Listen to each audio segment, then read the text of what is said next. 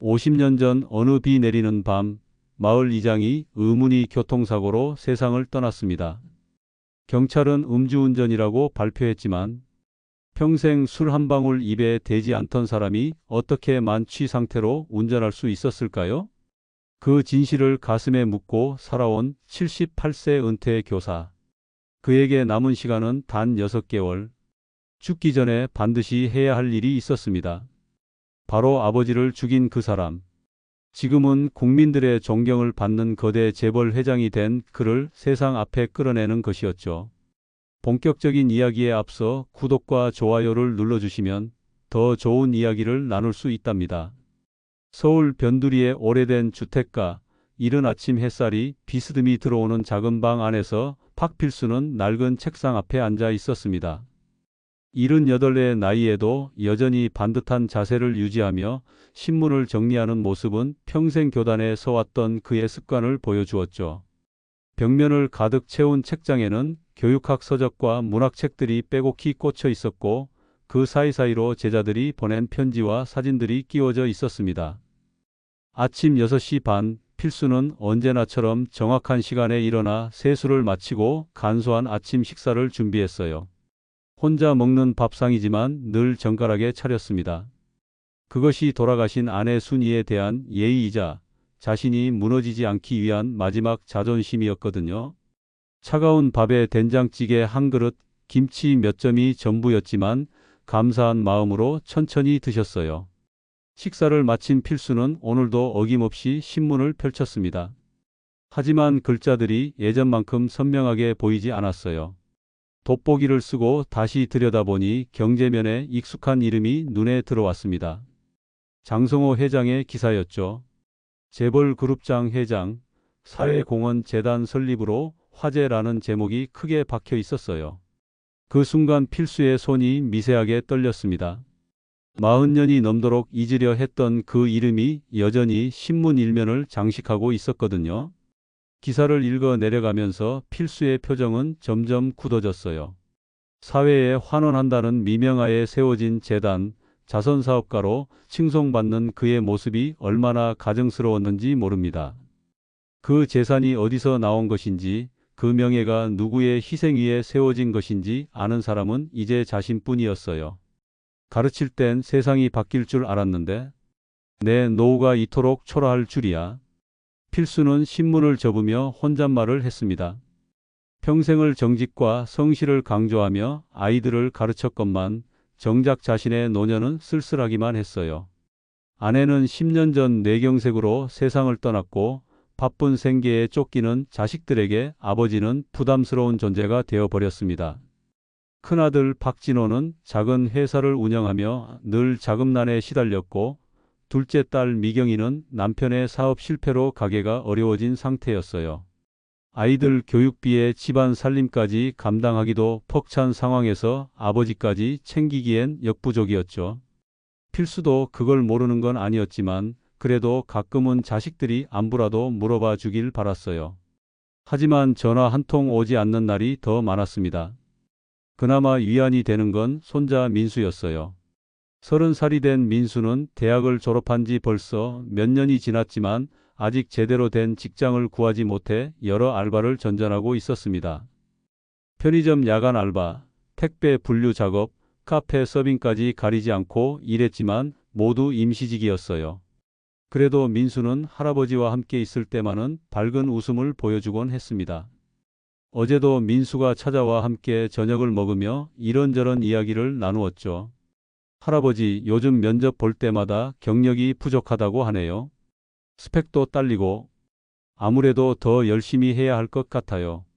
민수의 말에는 좌절감이 배어 있었지만 할아버지 앞에서는 애써 밝은 척했어요. 필수는 손자의 어깨를 다독이며 말했습니다. 내가 성실하다는 걸 할아버지가 제일 잘 알지. 때가 되면 좋은 기회가 올 거야. 조급해하지 말고 꾸준히 하렴. 하지만 속으로는 안타까웠어요. 자신이 평생 교사로 살면서 모은 연금으로는 손자를 도와줄 형편이 되지 않았거든요. 게다가 요즘 들어 몸이 예전 같지 않았습니다. 가슴이 답답하고 숨이 차는 증상이 자주 나타났고 계단을 오르기만 해도 심장이 두근거렸어요. 병원에 가봐야 한다는 생각은 했지만 의료비가 부담스러워 계속 미뤄왔습니다. 혹시 큰 병이라도 있으면 자식들에게 더 큰 짐이 될까봐 걱정이었거든요. 책상 서랍을 열어 오래된 약통에서 혈압약을 꺼내던 필수의 시선이 서랍 깊숙한 곳에 있는 누런 봉투에 머물렀습니다. 그 안에는 50년 전의 기억이 고스란히 담겨 있었어요. 아버지의 죽음, 빼앗긴 땅, 그리고 모든 것을 앗아간 장성호라는 이름. 젊은 시절 마을 이장이었던 아버지 박덕수는 정직한 사람이었습니다. 하지만 그 정직함이 독이 되었죠. 당시 20살이었던 장성호는 아버지의 사업 파트너였던 유지의 아들이었어요. 마을 개발 사업을 빌미로 주민들의 땅을 헐값에 사들이려 했지만 아버지는 끝까지 반대했습니다. 이건 사기야. 주민들이 속고 있어. 아버지의 저항은 결국 비극으로 이어졌어요. 어느 날 밤 아버지는 집 앞에서 의문의 교통사고를 당했고 며칠 뒤 끝내 세상을 떠나셨습니다. 그 후 모든 게 달라졌어요. 마을 땅은 모두 장성호의 손에 넘어갔고 그는 그 돈으로 사업을 키워 지금의 거대한 재벌이 되었습니다. 필수는 그때의 분노와 절망을 가슴에 품고 살아왔지만 교사라는 직업 때문에 복수보다는 교육에 매진하며 살았어요. 그래도 교사로 살면서 바른 길을 걸어왔으니까. 필수는 스스로를 위로하며 봉투를 다시 서랍 안쪽으로 밀어 넣었습니다. 하지만 오늘따라 그 무게가 유독 무겁게 느껴졌어요. 신문 속 장성호의 환한 웃음이 계속 눈에 밟혔거든요. 정의는 승리하고 악은 반드시 응징받는다고 제자들에게 가르쳤던 말들이 이제는 공허하게만 들렸습니다. 필수는 며칠째 밤잠을 설치고 있었습니다. 가슴 답답함이 점점 심해져서 계단을 오르기만 해도 숨이 차고 식은땀이 났어요. 아침에 일어나면 베개가 흠뻑 젖어 있을 정도였습니다. 심지어 평소에 쉽게 하던 집안일도 중간중간 쉬어가며 해야 했어요. 빨래를 널다가도 숨이 차서 주저앉아야 했고 시장에 가서도 무거운 짐을 들 수 없었습니다. 더 이상 미룰 수 없다는 생각에 결국 동네 병원을 찾았어요. 오래된 내과 병원이었지만 원장이 친절하기로 유명한 곳이었습니다. 대기실에는 필수와 비슷한 나이의 노인분들이 많이 앉아 있었어요. 모두들 각자의 아픔을 안고 조용히 차례를 기다리고 있는 모습이 쓸쓸해 보였습니다. 언제부터 이런 증상이 있으셨어요? 의사는 청진기를 가슴에 대며 물었습니다. 필수는 정확히 대답했어요. 한 달 전부터요. 처음엔 나이 탓인 줄 알았는데 점점 심해져서 왔습니다. 특히 밤에 잠을 못 자겠어요. 의사는 여러 부위를 청진하더니 심전도 검사를 하자고 했습니다. 심전도 기계에 연결된 채 누워있는 동안 필수는 천장을 바라보며 생각에 잠겼어요. 언제부터인가 혼자 있는 시간이 많아지면서 과거의 일들이 자꾸 떠올랐습니다. 특히 아버지의 죽음에 대한 의문들이 밤마다 그를 괴롭혔어요. 그런 스트레스가 몸에 영향을 준 건 아닐까 싶기도 했습니다. 간단한 검사를 받고 나서 의사는 심각한 표정을 지었어요. 선생님, 큰 병원에서 정밀 검사를 받아보시는 게 좋겠습니다. 심전도 결과가 좀 이상해요. 부정맥도 있고 심장 기능이 많이 떨어진 것 같습니다. 혹시 가족력이 있으신가요? 필수는 잠시 생각해 봤습니다.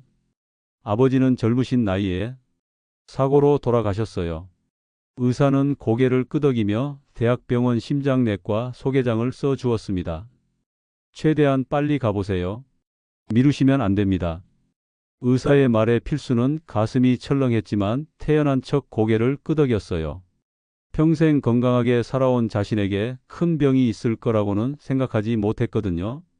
집으로 돌아가는 길에 약국에 들러 혈압약을 사면서도 마음이 무거웠습니다.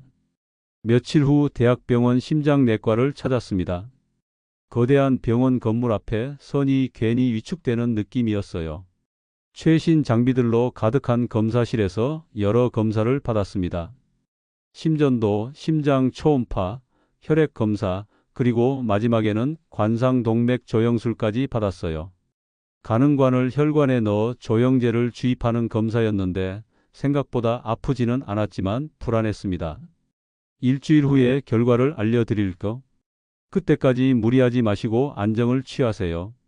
간호사의 말에 필수는 고개를 끄덕였지만 그 일주일이 평생처럼 길게 느껴졌어요. 밤마다 잠이 오지 않아 책을 읽거나 TV를 보며 시간을 보냈는데 집중이 되지 않았습니다.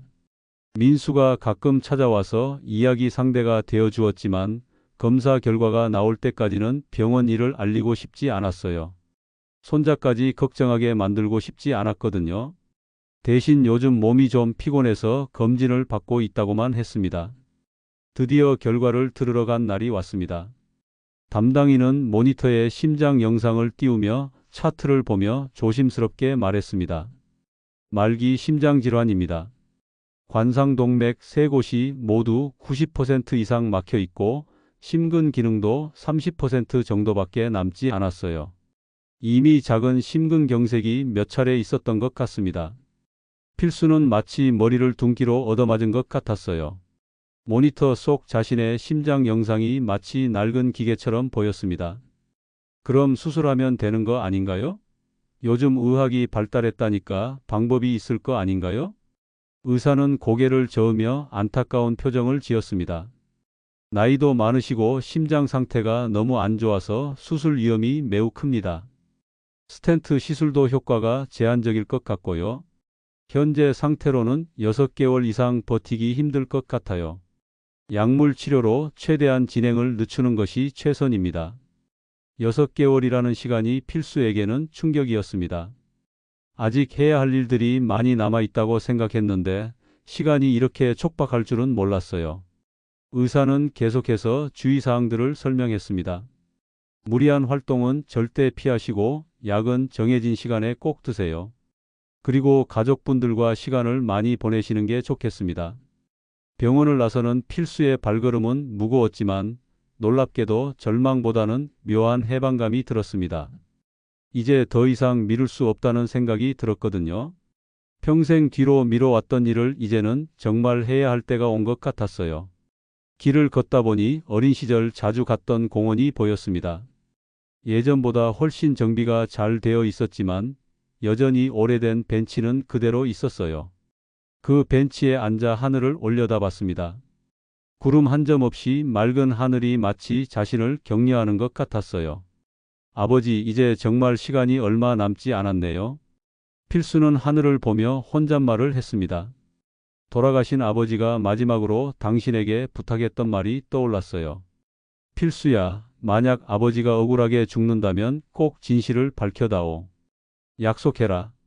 그때는 20살의 어린 나이에 무슨 말인지 정확히 이해하지 못했지만 이제는 알 것 같았습니다. 아버지는 이미 자신의 죽음을 예감하고 계셨던 거였어요. 그리고 아들에게 마지막 부탁을 남기신 거였습니다. 집에 돌아온 필수는 곧바로 책상으로 향했습니다. 더 이상 망설일 시간이 없었어요. 그 다음 날부터 필수와 민수는 본격적인 조사에 착수했습니다. 민수는 인터넷을 통해 장성호 회장의 최근 행적을 추적하기 시작했어요. 재단 홈페이지, 언론 기사, 각종 행사 일정 등을 샅샅이 뒤져가며 정보를 수집했습니다. 한편 필수는 오래된 지인들에게 연락을 취해 당시 상황을 아는 사람들을 찾아 나섰어요. 할아버지, 이 사람 정말 대단하네요. 민수는 노트북 화면을 보며 혀를 찼습니다. 재단만 해도 교육, 문화, 복지 분야에 수백억을 기부했다고 나와 있어요. 언론에서도 모범 기업인이라고 칭찬 일색이고요. 필수는 쓴 웃음을 지으며 대답했습니다. 그게 다 눈 가리고 아웅인 거야. 자기가 부정하게 번 돈으로 선행하는 척하면서 세상 사람들을 속이고 있는 거지. 하지만 우리가 진실을 밝혀낼 거야. 며칠간의 조사 끝에 중요한 정보를 하나 찾아냈습니다. 장 회장이 다음 주에 자신의 재단에서 주최하는 사회공헌 시상식에 참석한다는 것이었어요. 그곳에는 많은 언론사와 시민들이 참석할 예정이었습니다. 이 자리를 놓치면 안 돼. 필수는 민수에게 말했습니다. 많은 사람들 앞에서 그의 진짜 모습을 보여줘야 해. 하지만 그 전에 더 확실한 증거가 필요해. 필수는 오래된 주소록을 뒤져가며 당시 마을 사람들의 연락처를 찾았어요. 하지만 대부분 이미 세상을 떠났거나 연락이 닿지 않았습니다. 그러던 중 한 명의 이름이 눈에 들어왔어요. 김철수, 당시 마을 이장 선거에서 아버지와 경쟁했던 사람이었습니다. 김철수, 이 사람이 살아있다면 뭔가 알고 있을 거야. 필수는 번호를 눌렀지만 통화 중이었어요. 몇 번을 시도한 끝에 드디어 연결되었습니다. 여보세요? 누구세요? 늙은 목소리가 들렸습니다. 철수 형님, 저 박필수입니다. 박덕수의 아들이에요. 전화기 너머로 잠시 정적이 흘렀어요. 필수야? 어떻게? 오랜만이구나. 그런데 갑자기 무슨 일로 전화했니? 필수는 조심스럽게 말을 꺼냈습니다. 형님, 아버지 일로 여쭤볼 게 있어서 그래요. 혹시 만나서 이야기 좀 할 수 있을까요? 김철수는 한참을 망설이다가 대답했습니다. 그 일은 너무 오래된 일이야. 그리고 지금 와서 다시 꺼낼 필요가 있나? 다 지난 일인데. 형님, 부탁입니다. 정말 중요한 일이에요. 꼭 만나서 이야기했으면 합니다. 결국 김철수는 만나기로 했어요. 하지만 집에서는 안 되고 조용한 곳에서 만나자고 했습니다. 다음 날 오후 필수와 민수는 한적한 공원에서 김철수를 만났어요. 70 중반의 김철수는 필수를 보자마자 복잡한 표정을 지었습니다. 필수야, 정말 오랜만이구나. 그런데 이 친구는 제 손자 민수입니다. 믿을 만한 아이예요. 필수는 민수를 소개한 후 본론으로 들어갔습니다. 형님, 아버지가 돌아가시기 전에 뭔가 이상한 일은 없었나요? 김철수는 주변을 둘러보더니 목소리를 낮춰 말했습니다. 사실은 그때 이상한 일이 많았어. 내 아버지가 개발 사업에 반대하자 장성호가 여러 번 찾아왔거든. 김철수는 잠시 말을 멈추고 떨리는 손으로 담배를 꺼내 물었어요. 처음엔 정중하게 설득하려 했는데 점점 본색을 드러내기 시작했지. 어느 날 밤엔 덩치 큰 남자들 서너 명을 데리고 와서는 내 아버지 앞에서 이렇게 말했어. 김철수의 목소리가 더욱 작아졌습니다. 이장님, 가족이 소중하시죠? 특히 20살짜리 아들이 있으시던데. 요즘 젊은이들 교통사고도 많이 나고 그러잖아요. 그러면서 내 사진을 책상에 내던졌어. 언제 찍었는지 모르겠지만 내가 학교에서 나오는 모습이 찍혀 있었지. 필수의 얼굴이 창백해졌습니다. 그때 자신이 위험에 처해 있었다는 걸 지금에야 알게 된 거예요. 그뿐만 아니야. 김철수는 계속했습니다.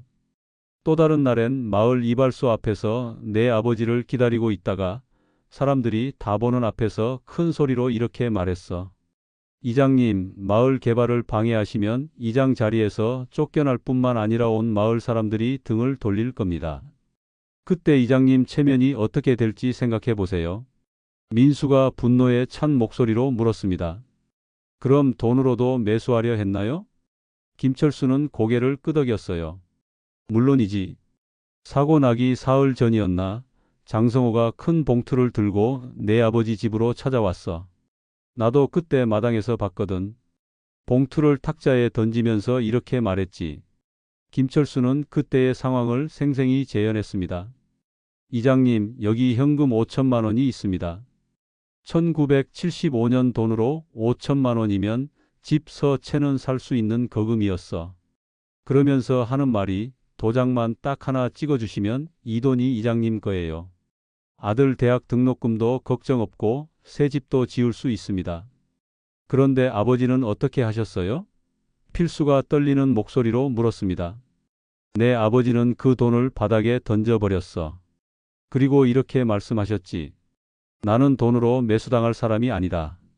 주민들을 속이는 일에는 절대 동참하지 않겠다고. 김철수의 눈에 눈물이 맺혔어요.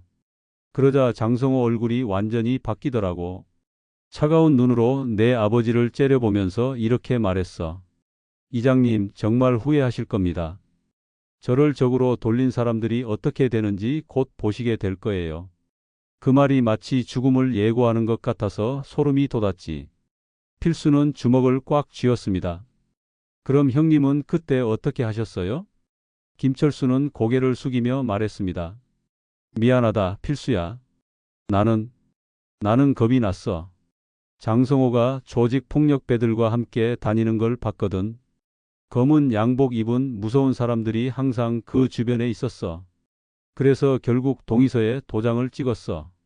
내 아버지가 돌아가신 바로 다음 날에 김철수와의 만남을 통해 중요한 단서를 얻은 필수와 민수는 박인호 변호사를 찾기 위해 나섰습니다. 하지만 50년이 지난 지금 그를 찾는 것은 쉽지 않았어요. 다행히 민수가 인터넷을 통해 그가 아직 살아있으며 서울 강남에서 개인 법무사무소를 운영하고 있다는 것을 알아냈습니다. 할아버지 찾았어요. 민수는 흥분된 목소리로 말했습니다. 박인호 변호사, 지금 78살이고 강남구에 작은 법무사무소를 운영하고 있어요. 주로 부동산 관련 업무를 한다고 하네요. 필수는 깊게 숨을 들이쉬었습니다. 그럼 내일 찾아가 보자. 하지만 조심해야 해. 아직도 장성호와 연결되어 있을 수도 있거든. 다음 날 오후 할아버지와 손자는 낡은 건물 3층에 위치한 박인호 법무사무소를 찾았어요. 문을 열고 들어서니 홀로 일하고 있는 늙은 변호사가 그들을 맞았습니다. 백발이 성성한 박인호는 예상보다 초라해 보였어요. 오른쪽 다리를 절뚝거리며 걸었고 왼손 약지와 소지가 없는 것이 눈에 띄었습니다. 무슨 일로 오셨나요? 박인호는 안경을 고쳐 쓰며 물었습니다. 필수는 직접적으로 말하기로 했어요. 박덕수 이장 사건 기억하시나요? 1975년에 일어난 일 말입니다. 그 순간 박인호의 얼굴이 하얗게 변했습니다. 손에 들고 있던 볼펜이 바닥에 떨어졌어요. 동시에 없는 손가락들을 본능적으로 감추려 했습니다. 누구시길래 그런 오래된 일을 물어보시는 건가요? 저는 박덕수의 아들 박필수입니다. 그리고 이 친구는 제 손자고요. 필수는 차분하게 자신을 소개했습니다. 선생님께서 그때 장성호와 함께 일하셨다는 걸 알고 있습니다. 박인호는 주변을 두리번거리며 불안해했어요. 문득 창밖을 내다보더니 급히 블라인드를 내렸습니다. 그런 일은 모르겠습니다. 제가 왜 그런 일에 연루되었다고 생각하시는 건가요? 하지만 필수는 포기하지 않았습니다. 선생님, 저희는 복수하러 온 게 아니에요. 그냥 진실이 알고 싶을 뿐입니다. 제 아버지가 정말 사고로 돌아가신 건지 확인하고 싶어서 온 겁니다. 박인호는 한참을 망설이다가 사무실 문을 잠갔습니다. 그리고 떨리는 목소리로 말했습니다. 당신이 박덕수의 아들이라고 하셨죠? 증명할 수 있나요? 필수는 오래된 가족 사진을 꺼내 보여주었어요. 젊은 시절 아버지와 함께 찍은 사진이었습니다. 박인호는 그 사진을 보더니 눈물을 흘리기 시작했어요. 정말 닮으셨군요. 이장님을. 박인호는 떨리는 손으로 서랍에서 오래된 수첩을 꺼냈습니다. 사실은 평생 이 죄책감 때문에 괴로웠습니다. 하지만 말할 수가 없었어요. 장성호가 그 사람이 얼마나 무서운 인간인지 모르시니까. 무슨 일이 있었는지 말씀해 주세요. 필수는 간절히 부탁했습니다. 박인호는 자신의 불구가 된 손을 보며 말했습니다. 이 손가락들 어떻게 없어진 줄 아세요? 장성호가 직접 잘랐어요. 1976년 당신 아버지 일 처리한 지 몇 달 후의 말입니다. 민수는 충격을 받았습니다. 왜요? 같이 일했는데 왜 그런 짓을? 제가 양심의 가책을 느껴서 술을 마시고 동료 변호사에게 그날 밤 일을 털어놨거든요. 그 소문이 장성호 귀에 들어간 거죠. 박인호의 목소리는 공포에 떨고 있었어요. 그날 밤 장성호가 조직폭력배 2명을 데리고 제 집으로 찾아왔어요. 박인호는 그날의 끔찍한 기억을 떠올렸습니다. 문을 두드리길래 나가봤더니 장성호가 서 있더라고요. 웃으면서요. 그런데 그 웃음이 악마의 웃음 같았어요. 그리고는 이렇게 말했죠. 박 변호사님, 요즘 입이 가벼워지신 것 같던데요? 그러고는 바로 조직폭력배들이 저를 붙잡고 부엌으로 끌고 갔어요. 장성호가 부엌칼을 들고 와서 도마 위에 제 손을 올려놓으라고 했죠. 저는 미친 듯이 빌었어요. 용서해달라고, 다시는 입을 열지 않겠다고. 박인호는 눈물을 훔치며 계속했습니다. 하지만 장성호는 차갑게 말했어요. 사람은 한번 배신하면 또 배신한다고. 그래서 확실한 표시를 남겨야 한다고. 그러면서 칼로 제 약지부터 자르기 시작했어요. 저는 너무 아파서 기절할 뻔했지만 그 사람들이 계속 깨웠어요. 민수는 소름이 돋았습니다. 그런데 왜 지금 저희에게 이런 말씀을 해주시는 거예요? 박인호는 책상 위에 놓인 작은 액자를 가리켰어요. 젊은 여성의 사진이었습니다. 제 딸이에요. 작년에 백혈병으로 세상을 떠났습니다. 죽기 전에 저에게 이런 말을 했어요. 아버지, 평생 무엇인가에 시달리며 사셨죠? 죽기 전에 그 짐을 내려놓으시라고. 박인호의 목소리가 떨렸습니다. 그때 깨달았어요. 제가 평생 장성호를 두려워하며 살았다는 걸. 그리고 그 때문에 억울하게 죽은 박덕수 이장님에게 죄를 짓고 살았다는 걸. 하지만 여전히 무섭지 않으세요? 필수가 물었습니다. 물론 무서워요. 하지만 이제 잃을 게 없어요. 박인호는 슬픈 미소를 지었습니다. 딸도 죽었고 아내도 몇 년 전에 세상을 떠났어요. 혼자 살면서 매일 이 죄책감에 시달리느니 차라리 진실을 말하고 죽는 게 나을 것 같아요. 박인호는 수첩을 펼치며 보여주었습니다. 여기 다 적어두었어요. 그날 밤 일어난 모든 일들을, 장성호가 어떻게 당신 아버지를 죽였는지, 그리고 어떻게 현장을 조작했는지. 그럼 정말 살인이었던 거군요. 필수의 목소리는 떨렸습니다. 그렇습니다. 장성호가 직접 저에게 자랑스럽게 말했어요. 완벽한 계획이었다고. 브레이크 오일을 빼서 사고를 일으키고 현장에 술을 뿌려서 음주운전으로 위장한 거였어요. 그리고 목격자로 나선 사람도 미리 매수해둔 상태였죠. 박인호는 계속해서 그날 밤의 끔찍한 진실을 털어놓았습니다. 50년간 가슴에 묻어두었던 비밀이 마침내 세상으로 나오는 순간이었어요. 박인호로부터 결정적인 증언을 들은 필수와 민수는 드디어 장성호 재단의 사회공헌 시상식 당일을 맞았습니다. 하지만 예상치 못한 복병이 기다리고 있었어요. 바로 필수의 큰아들 박진호였습니다. 아버지, 도대체 무슨 짓을 하시려는 거예요? 진호는 새벽 5시부터 아버지 집 앞에서 기다리고 있었습니다. 어젯밤 민수로부터 할아버지의 계획을 들은 그는 밤새 잠을 이루지 못했어요. 눈이 충혈된 얼굴로 화가 나서 떨고 있었습니다. 장성호 회장을 상대로 무슨 바보 같은 짓을 하시려고요? 진호의 목소리에는 두려움이 섞여 있었어요. 그는 아버지가 모르는 사실들을 알고 있었습니다. 사업을 하면서 들어온 장성호에 대한 무서운 이야기들 말이죠. 필수는 평정심을 유지하며 아들을 바라봤습니다. 아침 식사를 준비하던 손을 멈추고 진호를 마주했어요. 진호야, 내가 이해할 수 없을 거야. 하지만 이건 할아버지가 꼭 해야 할 일이야. 무슨 할아버지 얘기예요? 지금 2025년인데 50년 전 일을 갖고 무슨. 진호는 목소리를 높이며 팔을 휘둘렀습니다. 아버지, 정신 차리세요. 장성호는 지금 전혀 다른 사람이에요. 예전보다 훨씬 더 무서워졌다고요? 진호는 아버지에게 자신이 알고 있는 사실들을 털어놓기 시작했어요. 아버지, 제가 왜 이렇게 말리는지 아세요? 작년에 제 사업 파트너였던 김 사장 기억하시죠?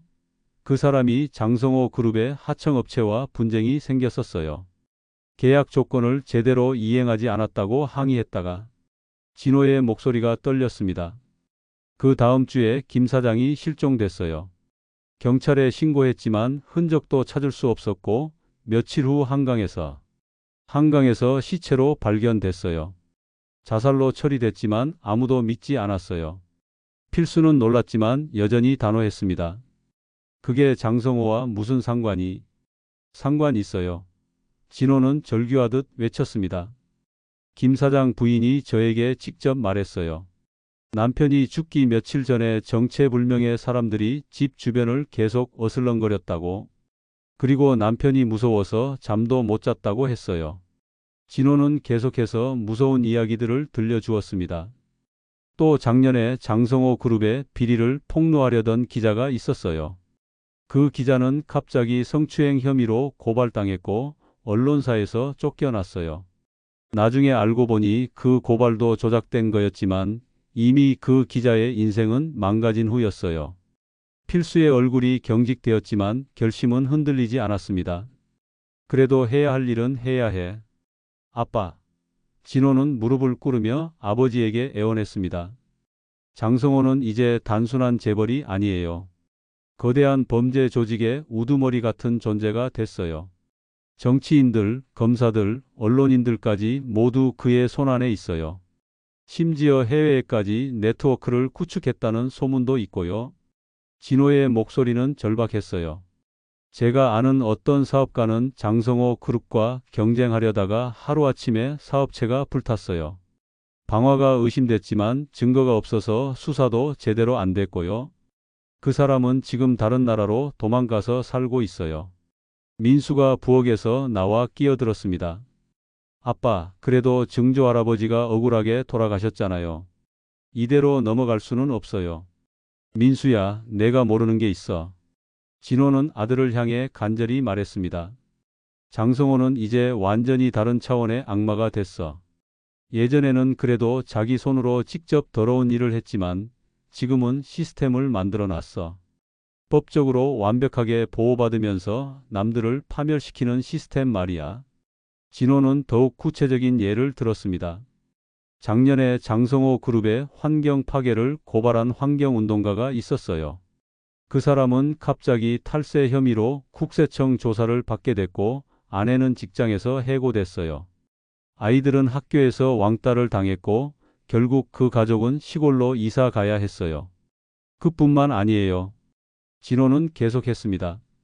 그 사람이 살던 집 근처에서 의문의 교통사고들이 연달아 일어났어요. 다행히 죽지는 않았지만 중상을 입는 사고들이었죠. 우연이라고 하기에는 너무 많았어요. 필수는 아들의 말을 듣고 있었지만 마음은 이미 굳게 정해져 있었어요. 시상식장으로 가기 위해 오래된 정장을 꺼내 입고 있던 그는 거울 앞에서 넥타이를 매며 아들에게 말했습니다. 진호야, 내가 걱정하는 것도 이해해. 하지만 아버지는 이미 죽을 날이 얼마 남지 않았어. 마지막으로 해야 할 일을 하고 떠나고 싶다. 그게 문제예요. 진호는 절망적인 목소리로 외쳤습니다. 아버지가 죽는다고 끝나는 게 아니에요. 장성호는 아버지의 가족들까지 추적해서 괴롭힐 거예요. 저와 민수, 그리고 제 아내와 아이들까지 모두 위험해질 거라고요. 진호는 자신의 회사 상황도 설명했습니다. 제 회사도 이미 위태로운 상황인데 장성호 같은 거대 기업과 척을 지게 되면 하루아침에 파산할 거예요. 은행에서 대출 회수 명령이 떨어질 수도 있고 거래처들이 계약을 해지할 수도 있어요. 법적으로 해결할 수 있는 방법이 있을 텐데요. 진호는 다른 방법을 제시했습니다. 변호사도 고용하고 제대로 된 절차를 밟아서 차근차근 해봐요. 법? 필수는 넥타이를 매던 손을 멈추고 쓴웃음을 지었습니다. 진호야, 내가 방금 한 얘기들을 들어보니까 더욱 확신이 서는구나. 법으로는 절대 해결할 수 없어. 장성호가 법 쪽에까지 장악하고 있다면 더더욱 그래. 시상식 시간이 다가오자 필수는 중요한 서류들을 낡은 가방에 넣기 시작했습니다. 박인호가 써준 증언서, 아버지의 일기장, 오래된 신문 스크랩들, 그리고 토지 문서까지 50년간 모아온 모든 증거가 그 가방 안에 들어 있었어요. 진호는 마지막 카드를 꺼내 들었습니다. 아버지, 제 아내가 지금 임신 중이라고 했죠? 만약 이 일이 터지면 태어날 아이까지 위험해질 수 있어요. 장성호는 그런 사람이에요. 가족 전체를 파멸시키는 것도 서슴지 않는. 하지만 필수의 결심은 더욱 단단해졌습니다. 그러니까 더욱 막아야 하는 거야. 이런 악한 자가 계속 세상을 지배하게 두면 안 돼. 드디어 시상식장으로 출발할 시간이 되었습니다. 서울 시내 최고급 호텔의 대형 홀에서 열리는 행사였어요. 택시 안에서도 진호는 계속 아버지를 설득했습니다. 아버지, 마지막으로 한 번만 더 생각해 보세요. 정말 이게 최선인가요? 시상식장에 도착하자 이미 많은 사람들로 붐비고 있었습니다. 언론사 기자들이 카메라를 들고 대기하고 있었고 사회단체 관계자들, 정치인들, 각계각층의 인사들이 참석해 있었어요. 무대 위에는 나눔과 배려, 함께하는 사회라는 현수막이 걸려 있었고 장성호의 대형 사진이 곳곳에 붙어 있었습니다. 필수와 민수는 뒤쪽 자리에 조용히 앉아 기회를 기다렸습니다. 하지만 진호는 포기하지 않고 계속 아버지 옆에 앉아서 막으려 했어요. 아버지, 지금이라도 늦지 않았어요. 그냥 집에 가요. 진호야, 내가 이해 못하는 것도 당연해. 필수는 떨리는 손으로 아들의 손을 잡았습니다. 하지만 아버지는 평생 교사로 살면서 수천 명의 아이들에게 정의와 진실을 가르쳤어. 그런 아버지가 거짓 앞에서 침묵한다면 그동안 한 교육이 다 가짜가 되는 거야. 시상식이 시작되고 장성호 회장이 무대에 올랐을 때 홀 안은 우렁찬 박수갈채로 가득 찼습니다. 80이 넘은 나이에도 정정한 모습의 장성호는 환한 미소를 지으며 인사했어요. 값비싼 양복을 입고 있었고 마치 온 세상 사람들의 존경을 받는 성인군자처럼 보였습니다. 존경하는 내외 귀빈 여러분, 오늘 이 뜻깊은 자리에 함께해 주셔서 진심으로 감사드립니다. 장성호의 연설이 시작되었습니다. 그의 목소리는 카리스마가 넘쳤고 청중들은 모두 그에게 매료된 듯 조용히 듣고 있었어요. 저희 재단은 지난 20년간 소외된 이웃들을 위해 작은 정성을 모아왔습니다. 가난한 아이들에게는 꿈과 희망을 주는 장학금을, 외로운 어르신들에게는 따뜻한 돌봄의 손길을, 몸이 불편한 분들에게는 재활과 자립의 기회를 제공해 왔습니다. 필수는 그 연설을 들으며 가슴이 끓어올랐습니다. 저렇게 당당하게 거짓말을 하는 모습이 참을 수 없었어요. 손에 든 가방이 땀에 젖을 정도였습니다. 장성호는 계속해서 자신의 선행을 자랑했어요. 특히 작년에는 고아원 10곳에 총 50억 원을 기부했고 독거노인을 위한 복지센터 5곳을 새로 건립했습니다. 또한 장애인 재활병원에는 최신 의료 장비를 지원하여 많은 분들이 새로운 삶을 찾을 수 있도록 도왔습니다. 청중들은 감탄하며 박수를 보냈어요. 기자들도 열심히 메모를 하고 있었습니다. 하지만 필수는 그 모든 선행이 피로 얼룩진 돈으로 이루어진 것이라는 사실을 알고 있었어요. 장성호는 연설을 계속했습니다. 저는 늘 생각합니다. 우리가 가진 것은 우리만의 것이 아니라는 것을, 사회가 저에게 준 기회와 성공을 다시 사회에 돌려줘야 한다는 사명감으로 살아가고 있습니다. 그때 장성호의 시선이 잠깐 필수 쪽으로 향했습니다. 마치 자신을 노려보는 시선을 감지한 것처럼 말이에요. 하지만 곧 다른 곳으로 시선을 돌리며 연설을 계속했습니다. 앞으로도 더 많은 분들과 함께 따뜻한 세상을 만들어 가겠습니다. 가진 자의 의무를 다하며 어려운 이웃들의 든든한 버팀목이 되겠습니다. 여러분도 함께해 주시기 바랍니다. 연설이 끝나자 홀 안은 다시 한번 박수갈채로 가득 찼어요. 장성호는 만족스러운 미소를 지으며 고개를 숙여 인사했습니다. 이어서 시상식이 진행되기 시작했어요. 필수는 더 이상 참을 수 없었습니다. 가슴에서 치밀어 오르는 분노와 50년간 억눌러온 분함이 한계에 달했어요. 그는 마침내 자리에서 일어났습니다. 심장이 두근거렸지만 더 이상 미룰 수 없었어요. 민수도 할아버지를 따라 일어났습니다. 할아버지, 정말 괜찮으세요? 괜찮다. 이제야 해야 할 일을 하는 거야. 필수는 가방을 단단히 잡으며 말했습니다. 하지만 그때 진호가 급하게 아버지 앞을 막아섰습니다. 아버지, 안 됩니다. 진호는 필사적으로 막았습니다. 주변 사람들이 쳐다보기 시작했지만 상관없었어요. 이러면 정말 우리 가족 다 망해요. 비켜라, 진호야. 필수의 목소리는 단호했습니다. 아버지가 마지막으로 해야 할 일이야. 필수는 가방에서 서류들을 꺼내 들고 무대 쪽으로 걸어가기 시작했어요.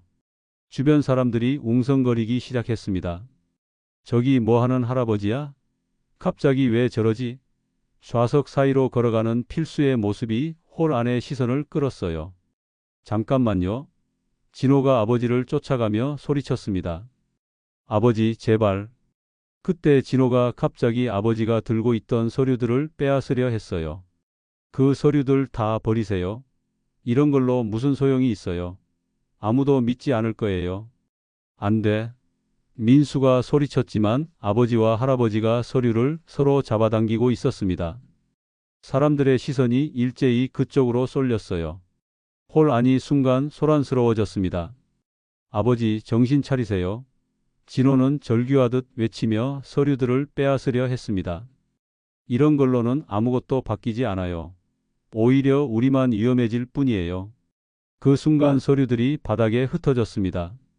박인호의 증언서, 아버지의 오래된 일기장, 신문 스크랩들이 홀 바닥에 펼쳐졌어요. 진호는 재빨리 흩어진 서류들을 주워서 찢기 시작했습니다. 이런 일로 가족을 위험하게 만들 순 없어요. 진호는 눈물을 흘리며 계속해서 서류들을 찢었습니다. 아버지, 그만하세요. 제발 그만하세요. 필수는 아들이 50년간 모아온 증거들을 찢는 모습을 보며 절망에 빠졌습니다. 가장 중요한 박인호의 증언서도 아버지의 일기장도 모두 조각나고 있었어요. 무대 위에 장성호는 소동을 보며 비웃는 듯한 표정을 지었습니다. 마이크에 가까이 대고 조용히 속삭였어요. 늙은이가 헛것을 보는군요. 저런 쓸데없는 종이 조각들로 무엇을 할 수 있겠습니까? 그 말이 마이크를 통해 홀 안에 울려 퍼지자 사람들은 웃음을 터뜨렸어요. 필수는 모든 희망이 사라진 것 같아서 주저앉으려 했습니다. 필수는 아들이 50년간 모아온 증거들을 찢는 모습을 보며 절망에 빠졌습니다. 모든 희망이 사라진 것 같았어요. 하지만 그때였습니다. 민수가 갑자기 외쳤어요. 할아버지, 사실 서류는 제가 따로 복사해 뒀어요. 홀 안이 순간 조용해졌습니다. 진호는 깜짝 놀라며 아들을 바라봤고 필수의 눈에는 희망의 빛이 돌았어요. 민수는 자신의 배낭에서 두꺼운 파일을 꺼내들며 당당하게 말했습니다. 제가 대신 싸울게요. 끝까지 함께 하겠습니다. 민수의 목소리는 떨렸지만 결연했어요. 증조 할아버지의 억울함을 세상에 알리겠어요. 필수는 손자의 모습을 보며 눈가에 눈물이 맺혔습니다. 그는 처음으로 마음 깊이 웃으며 말했어요. 민수야, 내가 살아온 이유가 이제서야 보이는구나. 민수는 복사된 서류들을 높이 들어 올리며 큰 소리로 외쳤습니다. 여러분, 장성호 회장의 진짜 모습을 보여드리겠습니다. 이 사람은 살인자예요. 홀 안이 술렁거리기 시작했습니다. 기자들의 카메라 플래시가 터지기 시작했고 사람들은 무슨 일인가 하며 웅성거렸어요. 보안 요원들이 달려오기 시작했지만 민수는 멈추지 않았습니다. 1975년 10월 15일 장성호는 제 증조할아버지 박덕수 이장님을 살해했습니다. 민수의 목소리가 홀 전체에 울려 퍼졌어요. 마을 개발 사업을 반대한다는 이유로 브레이크 오일을 빼서 교통사고로 위장한 뒤 현장에 술을 부어 음주운전으로 조작했습니다. 장성호의 얼굴이 순간 굳어졌어요. 하지만 곧 여유를 되찾으며 마이크에 대고 말했습니다. 여러분, 저런 망언에 귀 기울이지 마세요. 정신이 온전하지 않은 노인과 철없는 젊은이의 헛소리일 뿐입니다. 하지만 민수는 계속했습니다. 여기 박인호 변호사의 증언서가 있어요. 그날 밤 장성호와 함께 현장 조작에 가담했던 당사자의 증언입니다. 민수는 서류를 흔들며 소리쳤어요. 장성호가 어떻게 증조 할아버지를 죽이고 어떻게 현장을 조작했는지 모든 게 적혀 있어요. 기자들이 민수 주변으로 몰려들기 시작했어요. 카메라와 마이크가 그를 향했습니다. 정말인가요? 증거가 있다는 거예요? 박인호 변호사는 어디 있나요? 그때 홀 뒤쪽에서 목발을 짚고 절뚝거리며 걸어오는 사람이 있었어요. 바로 박인호 변호사였습니다. 그는 떨리는 목소리로 말했습니다. 제가 증언하겠습니다. 홀 안이 완전히 술렁거렸어요. 박인호는 무대 가까이로 걸어가며 큰 소리로 말했습니다. 저는 1975년 당시 장성호의 법률 고문이었습니다. 그날 밤 저는 장성호가 박덕수 이장을 어떻게 죽였는지 직접 목격했습니다. 장성호의 얼굴이 창백해졌어요. 박인호, 당신이 여기 왜? 하지만 박인호는 멈추지 않았습니다. 장성호는 박덕수 이장의 차량 브레이크 오일을 미리 빼놓았습니다. 그리고 이장님이 마을 해관에서 집으로 돌아가는 길에 사고가 나도록 유도했어요. 사고 후에는 차 안에 소주를 부어 음주운전으로 위장했습니다. 기자들이 일제히 장성호를 향해 카메라를 돌렸어요. 장성호는 당황한 기색을 감추려 하며 말했습니다. 이것은 터무니없는 모함입니다. 50년 전 일을 지금 와서. 하지만 박인호는 계속해서 증언했어요. 저는 그때 겁이 나서 입을 다물고 살았습니다. 하지만 장성호는 저에게도 보복했어요. 제 손가락을 직접 잘라버렸습니다. 박인호는 자신의 불구가 된 손을 높이 들어 보였어요. 홀 안의 분위기가 완전히 바뀌었습니다. 사람들은 경악했고 기자들은 열광적으로 촬영하기 시작했어요. 장성호를 향한 시선이 존경에서 혐오로 바뀌는 것을 느낄 수 있었습니다. 필수는 이 기회를 놓치지 않았어요. 마지막 힘을 짜내며 무대로 걸어갔습니다. 심장이 터질 것 같았지만 멈출 수 없었어요. 여러분, 제가 박덕수의 아들 박필수입니다. 필수의 목소리는 떨렸지만 분명했어요. 제 아버지는 마을 사람들을 지키려다 억울하게 죽었습니다. 50년간 저는 이 비밀을 가슴에 묻고 살았어요. 하지만 이제 더 이상 참을 수 없습니다. 기자들이 필수를 둘러쌌어요. 선생님, 정말 장성호 회장이 아버지를 죽였다는 말씀인가요? 왜 지금까지 침묵하고 계셨던 건가요? 필수는 깊은 숨을 들이쉬고 대답했습니다. 저는 평생 교사로 살았습니다. 아이들에게 정의와 진실을 가르쳤어요. 하지만 정작 제 아버지의 억울함은 풀어드리지 못했습니다. 이제 죽을 날이 얼마 남지 않아서 마지막으로 해야 할 일을 하는 겁니다. 그때 장성호가 마이크를 잡고 소리쳤어요. 이것은 사실무근입니다. 저를 모함하려는 음모예요. 하지만 그의 목소리는 이미 설득력을 잃었어요. 홀 안의 사람들은 장성호를 향해 야유를 보내기 시작했습니다. 살인자, 사기꾼, 가면을 벗어라. 평생 존경받던 자선사업가의 가면이 마침내 벗겨지는 순간이었어요. 그때 필수가 갑자기 가슴을 움켜쥐며 무대 위에서 쓰러졌습니다. 할아버지, 민수가 달려와 필수를 부축했어요. 심장 발작이었습니다. 병원으로 급히 옮겨야 해요. 누군가 외쳤지만 필수는 민수의 손을 꼭 잡으며 말했습니다. 민수야, 이제야 아버지께 얼굴 들 수 있겠구나. 구급차가 도착하기까지의 시간, 홀 안은 완전한 혼란에 빠져 있었어요. 장성호는 경호원들에 둘러싸인 채 급히 빠져나가려 했지만 기자들과 시민들이 그를 막았습니다. 며칠 후 장성호는 검찰 수사를 받게 되었습니다. 박인호의 증언과 새롭게 발견된 증거들로 인해 50년 전의 진실이 하나둘씩 밝혀지기 시작했어요. 언론은 연일 이 사건을 보도했고 장성호의 다른 범죄들도 수면 위로 떠오르기 시작했습니다. 병원에서 필수는 산소 마스크를 쓴 채 누워 있었어요. 의식은 있었지만 몹시 약해진 상태였습니다. 민수가 병상 곁에 앉아 할아버지의 손을 잡고 있었어요. 할아버지, 뉴스 봤어요? 장성호가 구속됐어요. 그리고 다른 피해자들도 나타나기 시작했어요. 민수는 기쁜 목소리로 말했습니다. 정의가 승리했어요. 필수는 약한 미소를 지었어요. 민수야, 고마워. 내가 있어서 할아버지가 마지막 소원을 이룰 수 있었어. 진호도 병실에 와 있었어요. 그는 아버지의 다른 손을 잡으며 말했습니다. 아버지, 제가 잘못했어요. 아버지의 뜻을 이해하지 못했어요. 아니야, 진호야. 필수는 고개를 저었어요. 내가 가족을 걱정한 마음도 이해해. 하지만 때로는 옳은 일을 위해서 위험을 감수해야 할 때가 있어. 창밖으로는 따뜻한 햇살이 들어오고 있었어요. 필수는 그 햇살을 바라보며 평생 짊어지고 있던 무거운 짐을 내려놓는 기분이었습니다. 민수야. 필수는 손자를 불렀어요. 내가 이번 일을 통해 배운 게 있다면 뭐니? 민수는 잠시 생각하더니 대답했어요. 진실은 시간이 걸리더라도 반드시 밝혀진다는 것, 그리고 정의는 혼자서는 이룰 수 없고 함께해야 한다는 거요. 필수는 만족스런 미소를 지었어요. 그래, 맞아. 그리고 하나 더. 교육자로서 평생 아이들에게 가르쳤던 게 있어. 진실 앞에서는 절대 침묵하지 말라는 것.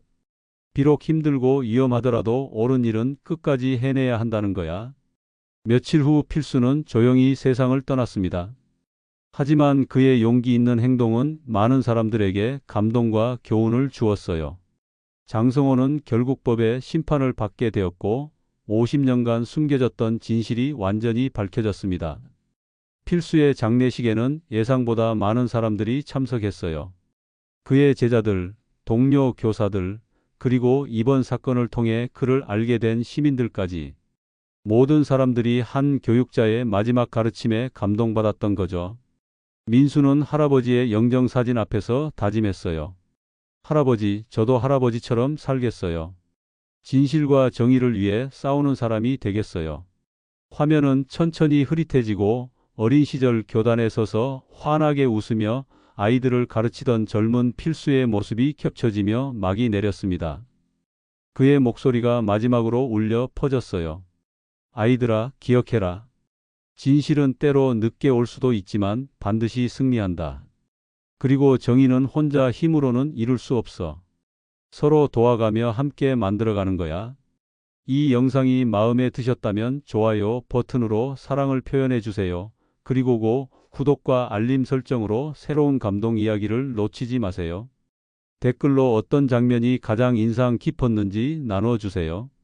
특히 이런 댓글이 큰 힘이 됩니다. 가장 감동받은 장면이나 대사, 박필수 할아버지에게 전하고 싶은 말, 비슷한 경험이나 생각, 다음에 듣고 싶은 이야기 주제 등입니다. 여러분의 따뜻한 관심과 격려 덕분에 더 좋은 이야기를 만들어갈 수 있습니다. 정의와 진실, 그리고 가족의 사랑이 담긴 이야기로 다시 찾아뵙겠습니다.